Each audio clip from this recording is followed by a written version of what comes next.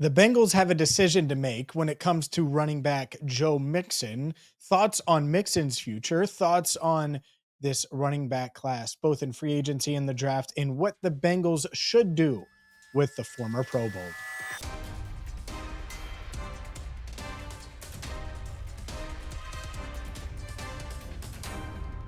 Hi again, everyone, and welcome into Cincinnati Bengals Talk. I'm James Rapien of allbengals.com. Hit that subscribe button, ring the bell, and buckle up because free agency is right around the corner. This offseason is in full swing, and the reason why you should subscribe and join the 42,000 plus, the reason why you should hit that bell so you get notified anytime we post a video is because if there is breaking news, you'll get my instant reaction the moment we can get it to you right here on CBT, and you'll get notified. And last year is the prime example. Orlando Brown Jr. in a random evening, right? We had just finished Locked On Bengals. I think it was 9 or 10 at night, and boom, Orlando Brown Jr., 4-year deal with the Bengals. Who could be this year's Orlando Brown Jr.? We discussed that on this week's episode of Enter the Jungle every single Tuesday at 8 Eastern. And let's dive into Joe Mixon because there's a lot of discourse about it. I get it. He's a fan favorite. And anytime I mention Joe Mixon, it seems like everyone says you got to keep Joe. And you got to keep Joe because he's a leader, because he's been there, he's done that. Well, the Bengals have parted ways with leaders before for one reason or another. CJ Uzama is probably the most realistic or reasonable example of this. I wouldn't put Mixon at this stage in his career in the Jesse Bates light. I think Von Bell was a leader, so you could use Von Bell if you want. Uzama, to me, though, because he was on offense, a lot of people talked, oh, he's a leader. They need him. And then he left, and they made it to the AFC Championship game.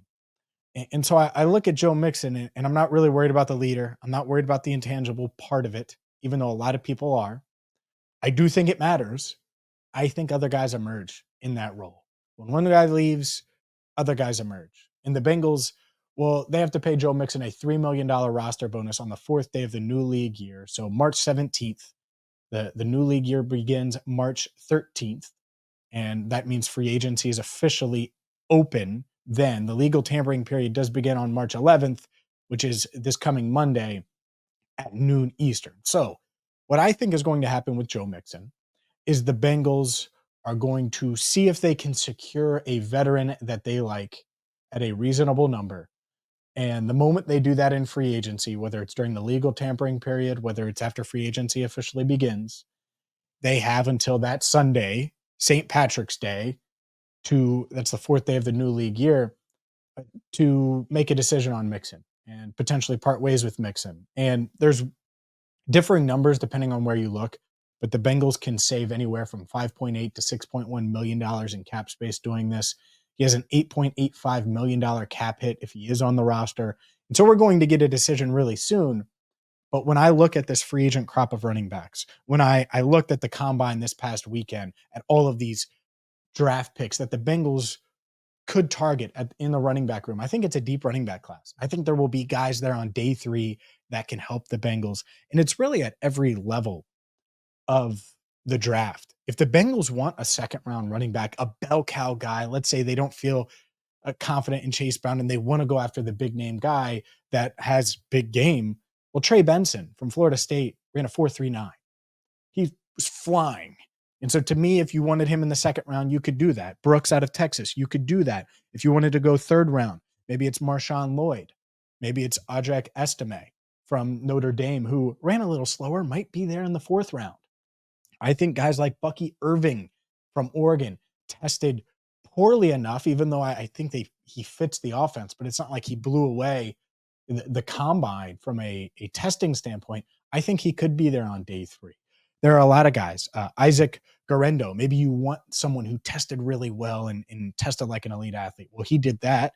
Jalen Wright out of Tennessee. I think he's a day 2 running back. Maybe you want him in round 3 and he's there at pick 80. Dylan Lobby from New Hampshire certainly is an interesting player and someone that could fit their power gap scheme from a running back standpoint. Ray Davis is a fan favorite. I've seen a lot of people talk about him. All of these options.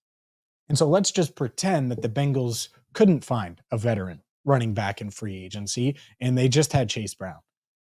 I think they can double down at running back.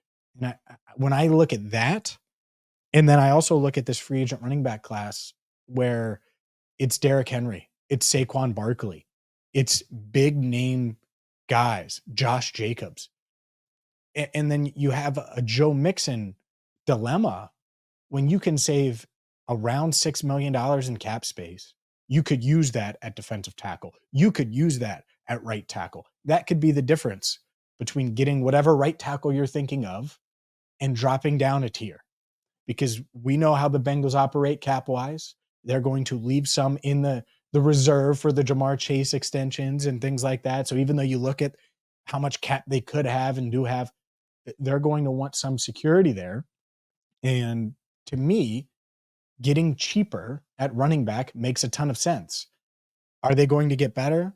I think they can. And part of why I think they can is because there are explosive backs in this class, and there are proven veteran options that they could go after if they just want stability there. Because to me, I think you could go into the draft needing a running back and end up with two and have a completely revamped room where it's a straight running back by committee in 2024, where it's multiple guys that can pass protect, catch out of the backfield, that can run between the tackles, and you don't have this designated short yardage guy and then a designated explosive back and then a designated passing down back / pass blocking back. I don't know. Find guys that can do all of them.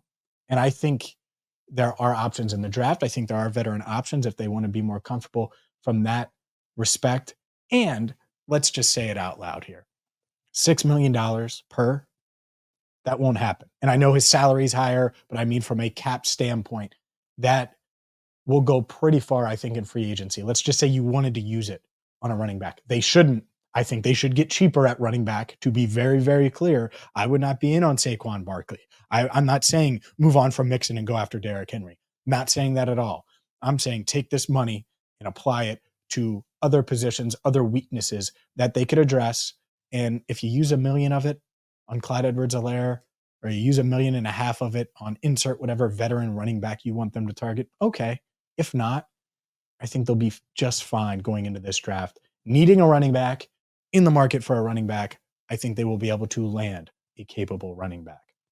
For more, make sure you hit that subscribe button, ring the bell, and we're going to have you covered over the next few weeks, all off season long, of course, but over the next few weeks at allbengals.com. So anything that happens Bengals-wise, including on Monday when I posted my T. Higgins trade idea, which at some point I'll mention here on CBT. I think it makes a lot of sense. We'll see if the Bengals can get it done when it comes to this offseason. Because regardless, whether they keep Mixon, they keep T, they move on from one, they keep the other, they have moves they have to make to remain a Super Bowl contender. And we're going to have you covered every single step of the way right here on Cincinnati Bengals Talk. So for Andrew Fox Miller, I'm James Rapien. Thank you so much for watching Cincinnati Bengals Talk.